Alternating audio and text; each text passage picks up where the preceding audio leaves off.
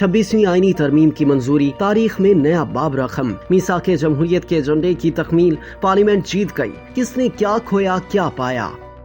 Senate और कौमी assembly में 26वीं आईनी तरमीम के बिल की मंजूरी से पार्लिमानी तारीख का एक नया बाब रकम हुआ है। लोगों के जहन में इस तरमीम की मंजूरी के बारे में एक सवाल उभरा है कि सारे अमल में किसने क्या खोया क्या पाया।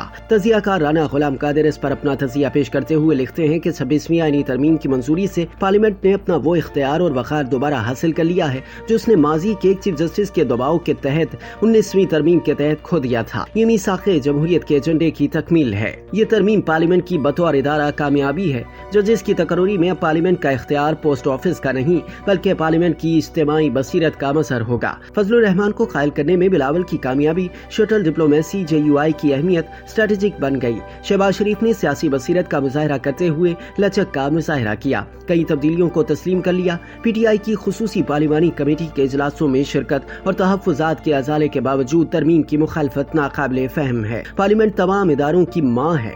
पार्लियामेंट की बालादस्ती पर मुल्क में उमूमी इत्तफाक पाया जाता है। 19वीं तरमीम के नतीजे में जजेस की तकरीरी में पार्लिमानी कमेटी का किरदार महज पोस्ट ऑफिस का रह गया था, जिसे अब मतवाज़िन बनाया गया है। अब 12 रुकनी जुडिशल कमीशन सुप्रीम कोर्ट के जजेस की तकरीरी करेगा। इस कमीशन के सरबराह चीफ जस्टिस ऑफ पाकिस्तान होंगे। इसके अलावा प्रिजाइडिंग जज और 3 सीनियर मोस्ट जजेस के मेंबर होंगे। 2 अरकान कौमी असम्बली और 2 अरकान सेनेट इसके रुकन होंगे। वफाकी वज़ीर कानून और इंसाफ अटॉर्नी जनरल ऑफ पाकिस्तान और पाकिस्तान बार कौंसिल के नामजद वकील भी इसके मेंबर होंगे। इसका अच्छा पहलू ये है कि सेनेट और कौमी असम्बली के जो 4 अरकान नामजद किए जाएंगे उनमें से 2 का ताल्लुक हुकूमती बेंच और 2 का अपोजिशन से होगा। लिहाजा ये तासुर देना कि इस तरमीम का मकसद हुकूमत का असर बढ़ाना है दुरुस्त नहीं है। सुप्रीम कोर्ट के आईनी बेंच की तश्कील का इख्तियार भी जुडिशल कमीशन को दिया गया है। इस बेंच में तमाम सूबों की नुमाइंदगी को यकीनी बनाया गया है। चीफ जस्टिस ऑफ पाकिस्तान की तकरीरी अब सीनियर मोस्ट जज की बजाय 3 सीनियर तरीन जजेस में से की जाएगी। इसकी सिफारिश 12 रुकनी खुसूसी पार्लिमानी कमेटी करेगी। चूँकि इसमें कौमी असम्बली और सेनेट की नुमाइंदगी होगी, लिहाजा ये पार्लियामेंट की इज्तिमाई बसीरत का मसर होगी, क्योंकि इस 12 रुकनी कमेटी में तमाम पार्लिमानी जमातों की मुतनासिब नुमाइंदगी के फार्मूले के तहत नुमाइंदगी दी जाएगी। चीफ जस्टिस की तकरीरी को 3 साल की मुद्दत तक महदूद करने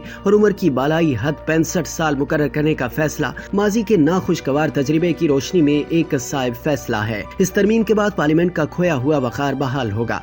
दूसरे इदारे की जानिब से पार्लियामेंट के दायरे इख्तियारात में मुदाखलत और तजावुज़ का सिलसिला रुक जाएगा। पार्लियामेंट के मजबूत होने के नतीजे में मुंतखब हुकूमत को भी इस्तेहकाम मिलेगा। 26वीं आईनी तरमीम की कामयाबी का सेहरा खास तौर पर चेयरमैन पाकिस्तान पीपल्स पार्टी बिलावल भुट्टो जरदारी को जाता है, जिन्होंने JUI के अमीर मौलाना फजलुर रहमान को कायल किया और इनके वज़ीर आज़म शहबाज शरीफ के दरमियान शटल डिप्लोमेसी करके मुतनाज़े निकात की तहलील और मुश्तरका निकात पर इत्तफाक राय पैदा कराया। इस सारे अमल में मौलाना फजलुर रहमान ने कलीदी किरदार अदा किया और इनका घर सियासी सरगर्मियों का मरकज बना रहा। 5 मेंबरान सेनेट और 8 मेंबरान कौमी असम्बली की खलील तादाद के बावजूद इनकी स्ट्रेटेजिक अहमियत इसलिए बन गई कि इनके ताउन के बगैर 2/3 अक्सरियत का हुसूल मुमकिन नहीं था। उन्होंने अपनी पोजीशन का फायदा उठाते हुए ड्राफ्ट में कई तब्दीलियां कराई। अमली तौर पर उन्होंने PTI के तहफ़्फ़ुज़ात को भी दूर करा दिया।